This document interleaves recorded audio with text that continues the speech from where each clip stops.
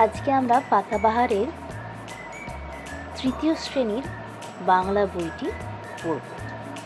আজকে আমরা প্রথম চ্যাপ্টারটি পড়ব এবং সেটা থেকে বুঝব যে আমরা সেখান থেকে কী শিখলাম।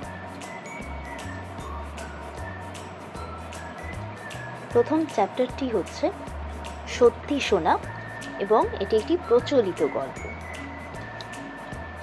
প্রচলিত গল্প হচ্ছে যে গল্পটি আমরা সাধারণত অনেক সময় ধরে শুনে এসেছি এবং সময়ের কালে কালে সেটি যুগ যুগান্তর ধরে প্রতিটি বাচ্চাকে পরবর্তীকাল যে প্রজন্ম আছে তাদেরকে আমরা মৌখিকভাবে কিংবা তাদের পাঠ্যক্রমের যে বই আছে সেই বইয়ের দ্বারা সেই গল্পটি আবার তাদেরকে জানানো হয়।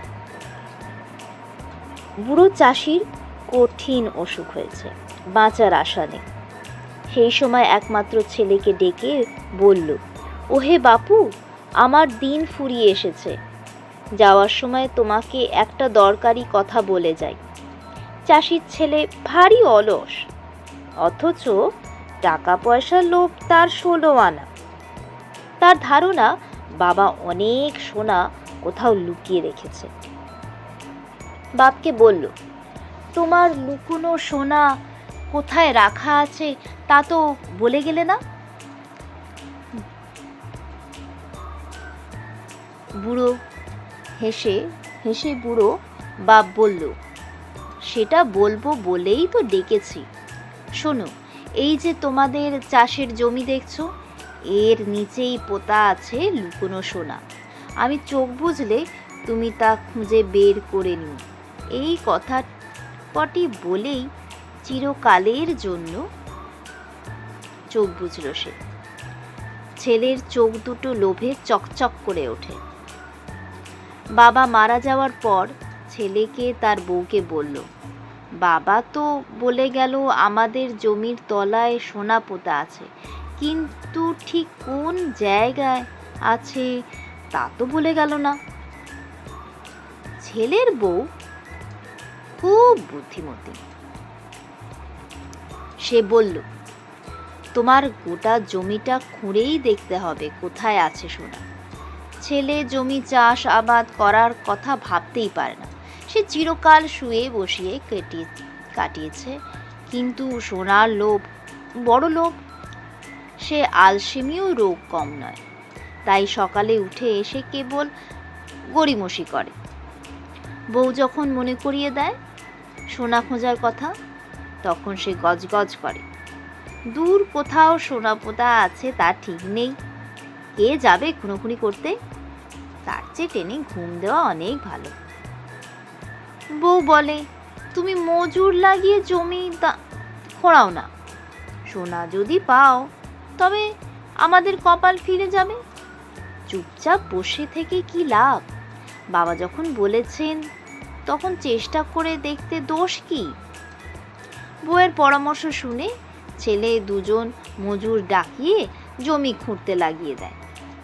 তার বউ আবার এসে বলে, ওদের উপরে ছেড়ে দিয়ে নিশ্চিন্ত হয়ে বসে থেকো না, যেন তুমি কোদাল নিয়ে যাও। তা না হলে ওরা যদি সোনার তালটা পেয়ে যায় তবে তা সরিয়ে ফেলতে কতক্ষণ?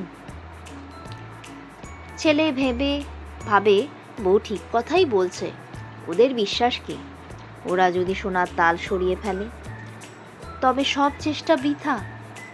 তাই সেও কোদাল নিয়ে কাজে লেগে যায় মাঠে।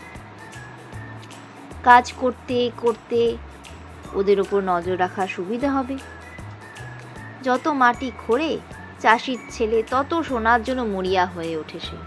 কিন্তু সকাল থেকে সন্ধ্যায় পর্যন্ত 5 বিঘে জমি খুঁড়োখুড়ি করেও কোথাও এতটুকু সোনা পাওয়া গেল।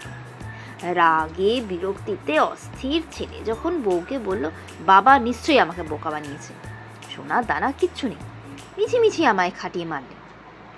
বউ হেসে বলল, কিন্তু দেখো এখন ঠিক জমিটা এখন ঠিক চাষ করার মতন হয়েছে। ছেলে তার বউয়ের মুখের দিকে তাকালো। বউ বলল, আর কদিন পরই বর্ষা নামবে, এই তো বীজ বোনার সময়, বাবা প্রতি বছর এই সময় জমিতে ধান চাষ করতেন। কি সুন্দর ফসল হতো। শুনে ছেলে ভাবলো, জমিটা যখন খুঁড়েই হয়েছে, তখন ওটা এমনি ফেলে না রেখে চাষ করে ফেলাই ভালো। তার বউ হাট থেকে সবচেয়ে সেরা ধানের বীজ কিনে আনলো। স্বামী সকাল থেকে সন্ধে পর্যন্ত খেতে কাজ করে, বউ তার খাবার নিয়ে যায়, তামাক সেজে দেয়। অলস স্বামীকে এইভাবে কাজ করতে দেখে গর্বে বুক ভরে যায় তার। তারপর যথাসময় বর্ষা নামলো। শেষ বছর বৃষ্টিও হলো খুব ভালো। অল্প দিনের মধ্যে ক্ষেত ভরে গেল শস্যে। মাঠ ভরা পাকা ধানের রাশি দেখে মনে হলো সত্যি যেন সোনা ঢেলে দিয়েছে মাঠে। বউ বলল, দেখো, বাবা মিথ্যে বলেনি, সত্যি সত্যি সোনা ফলেছে মাঠে। ছেলে অবাক হয়ে তাকিয়ে থাকে মাঠের দিকে। জমিতে যে এত ভালো ফসল ফলে তা সে এই প্রথম জানলো। ফসল কাটার পরে তা হাটে বিক্রি করে এক থলি টাকা পেল চাষির ছেলে। বাড়ি ফিরে সে বউকে বলল, এই দেখো কত টাকা।